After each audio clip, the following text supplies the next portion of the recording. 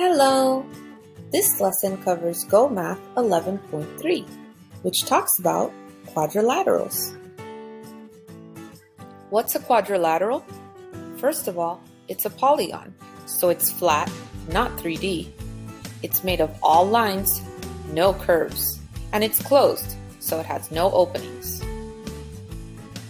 A quadrilateral is also four-sided, and that means only four straight lines.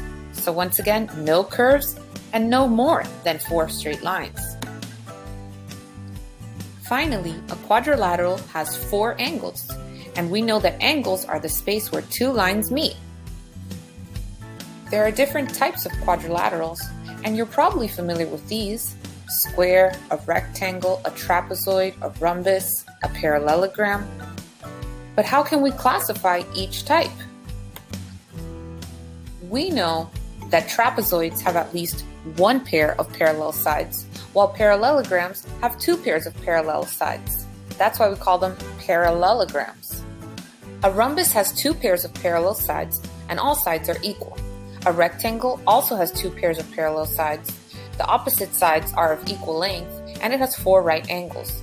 A square has two pairs of parallel sides, four equal sides, and four right angles. Pause to review. Some quadrilaterals can classify as more than one type. For example, look at a rhombus.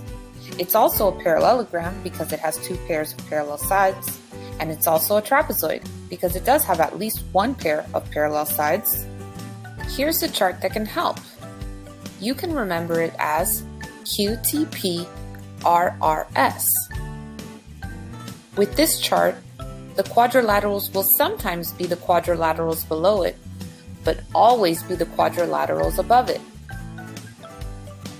So, for example, if you identify a shape as a parallelogram, then it's also a trapezoid and a quadrilateral. Or if you identify a shape as a rectangle, then it's also a parallelogram, a trapezoid, and a quadrilateral.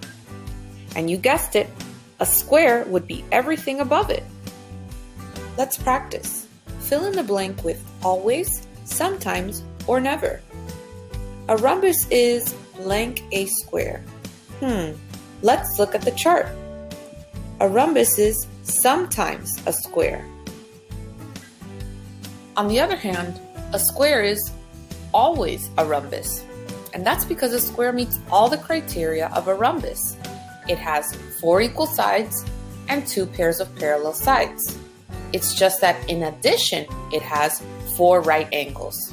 Let's classify this quadrilateral in as many ways as possible. Take a pause.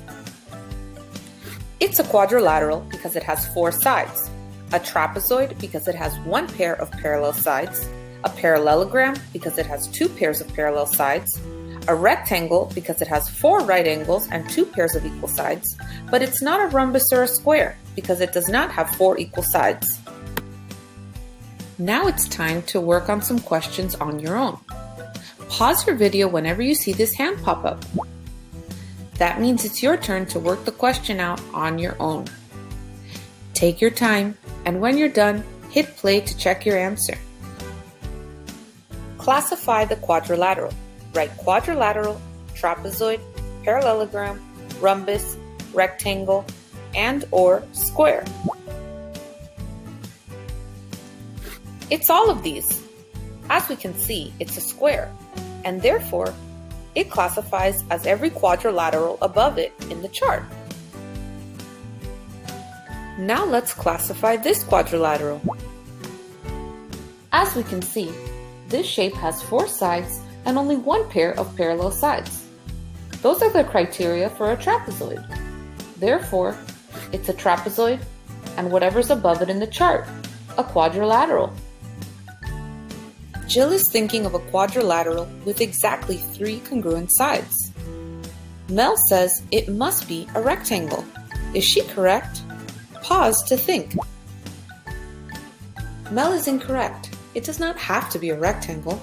These two quadrilaterals have exactly three congruent sides, but they're not rectangles. They don't have four right angles. They don't have two pairs of congruent sides, nor two pairs of parallel sides. Great job! Thanks for watching 5 Minute Math.